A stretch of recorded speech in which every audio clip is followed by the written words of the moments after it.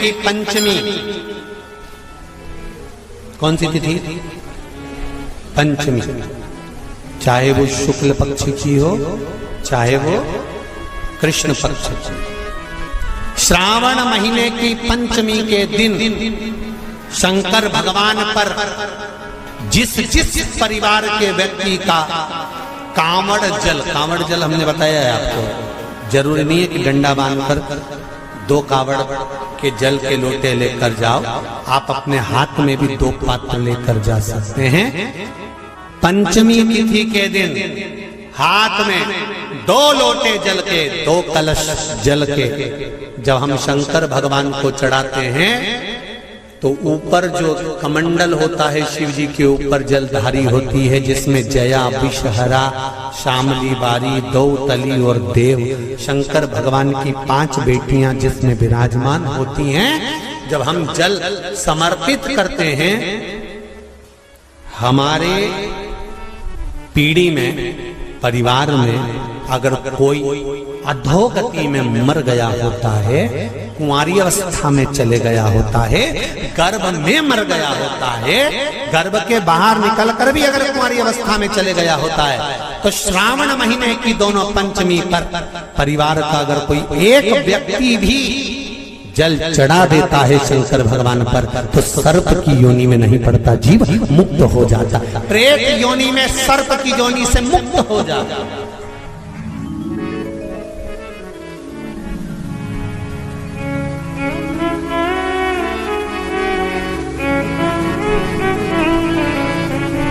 महाराज, हमारे यहाँ सांपों की पूजन कौन से दिन होती है, कौन सी तिथि में करते हैं? जम के बोलो जरा। नाग पंचमी। नाग पंचमी का मतलब क्या है? सांपों की पूजन करो।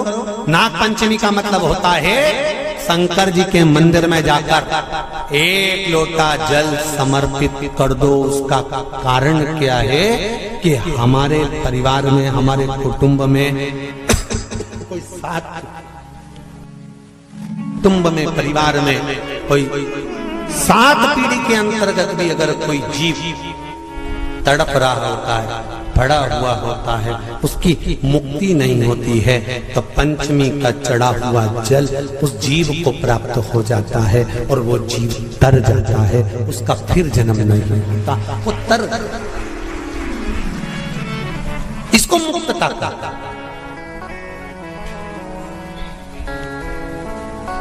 इसको मोक्षता का।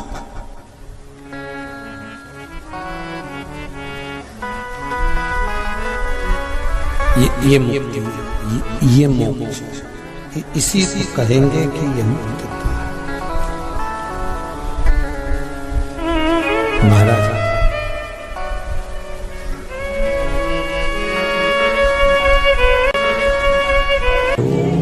चाहे नाग पंचमी हो, चाहे श्रावण महीने की शुक्ल पक्ष की, चाहे कृष्ण पक्ष की पंचमी हो, और समझ लो अच्छे से, श्रावण महीने की पंचमी के दिन देवाधिदेव महादेव पर चढ़ाई गई शमी पत्र आस्तिक मुनि का नाम लेकर, कौन से मुनि? आस्तिक मुनि का नाम लेकर शमी पत्र को वापस उठाकर उसको अपने दरवाजे की चौखट पर कहीं पर भी या द्वार पर कहीं पर भी एक ओर रख देने पर घर के अंदर, बगीचे के अंदर सर्प प्रवेश नहीं करता। ध्यान रखिए,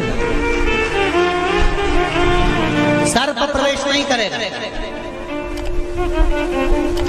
शमी पत्र समर्पित करने पे, उस शमी पत्र को आस्तिक मुनि का स्मरण करने, कौन से मुनि है?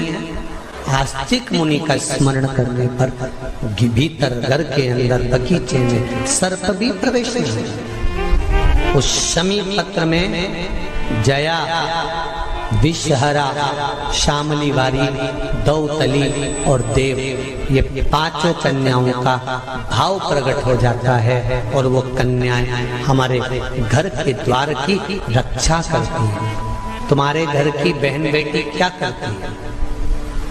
तुम्हारे घर की बहन बेटियां क्या करती हैं? घर में बहन बेटी आती हैं तो बद्दुआ देकर नहीं जाती। घर में कन्याएं रहती हैं, बद्दुआ नहीं देती।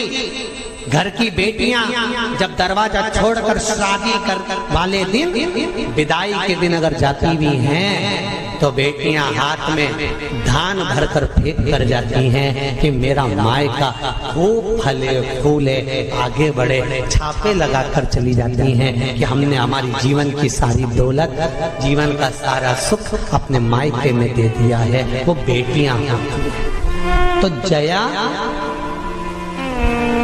विषहरा, शामली बारी, दौतली, देव, ये उस घर में निवास करती हैं जिससे पंचमी, कौन सी तिथि? पंचमी, चाहे वो शुक्ल पक्ष की हो चाहे वो कृष्ण पक्ष की।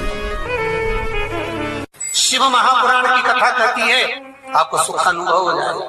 कार्य सिद्ध जिंदगी में कभी संपदा कम नहीं हो सकती, संपदा बढ़ती चली जाती है। संपदा घट नहीं सकती, बढ़ेगी और घटेगी, कष्ट नहीं आ सकता, रोग बीमारी तकलीफ नहीं आ सकती। आपके लिए तो लाभदायक है, समझ लो ये कथा। शास्त्र कहता है कि जिसके घर में संपदा की कमी हो, पैसा आ ही नहीं रहा हो, सब दूर उलझ गया हो, बहुत टेंशन चल रहा हो, पंचमी तिथि के दिन गन्ने का रस, गन्ने का रस जानते हो? ईख का रस, गन्ने का रस तुलसी जी के क्यारे में हाथ में लेकर 7 बार अपना नाम और गोत्र बोलकर छोड़ दो। जिंदगी में 3 साल में तो करोड़पति बनकर बैठ जाओगे, कभी लक्ष्मी की कमी नहीं आ सकती। तैयारी में बैठे रहोगे कि फिर पंचमी तिथि आए।